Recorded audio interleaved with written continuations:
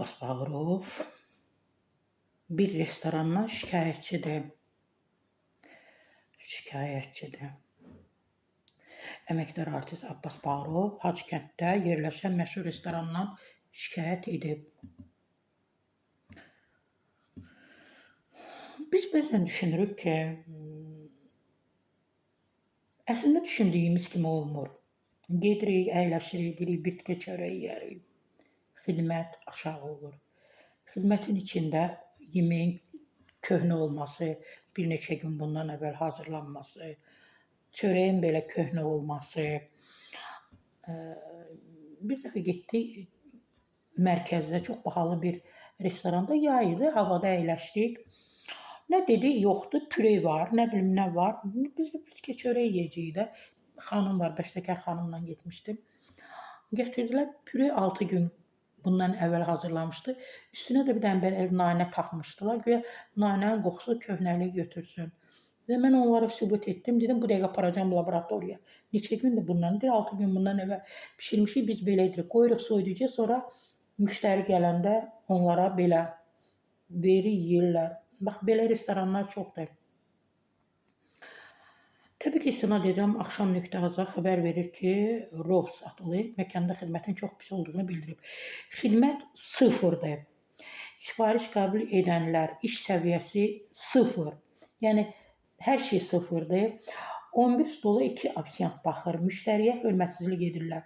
Hacıkənddə belə məkanlar var və onlara yaraşmır, deyə Abbas Bağırov paylaşımda yazıb.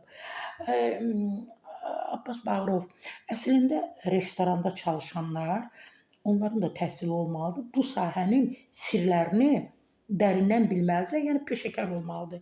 Təəssüf ki, bizdə kim özünə iş tapa bilmir, gedir restoranda işləyir, ofisiyant işləyir, digər işləyir. Onlar da özlərinə işçi tapa bilməyəndə.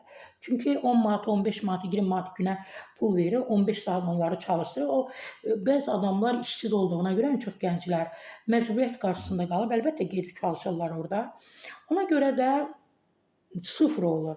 Çünki onların heç ofisiyant nədir, xidmət nədir, qulluq nədir, anlayışları yoxdur. Bəzən olur, bəzən çox vaxt. Mən irad da tuturam. Ən çox marketlərdə bir də bu ofisiyantlar belə qollarını da gətirirlər, belə əyilir də, nəyisə götürür, nəyisə qoyur. Qolunun altından siz də mənə baxsın, nəcis iyi gəlir. Çünki o ofisiyantların çoxsa elə restoranın özündə qalır, çinmir, aylarla yumur, eləcə də qolunun altı da beləcə. Ən çox mən müşahidə eləmişəm restoranda çalışan ofisiyantlar.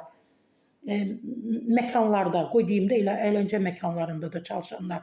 Yəni bir çoxunuz fikir vermisiniz də. Qollarını uzadırlar. Bu bizim ağzımıza girir də.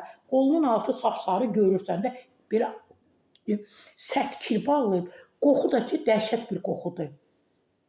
Yəni, mən həmişə deyirəm ki, siz onları işi qəbul edirsiniz də, birinci maarifləndirin, hər tərəfli, xidmət necə olmalıdır, insanlarla necə davranmalıdırlar, insanlara münasibətdə, danışıqda, nə bilim, digər nələrdə nümunəvi olmalıdır da, özünü doğrultmalı və digəri, gigiyenik nöqteyi nəzərdən onların hər birisi təmiz olmalıdır. Təəssüf ki, belə deyil. Mən inanıram, Abbas Bağırov, sizə inanıram.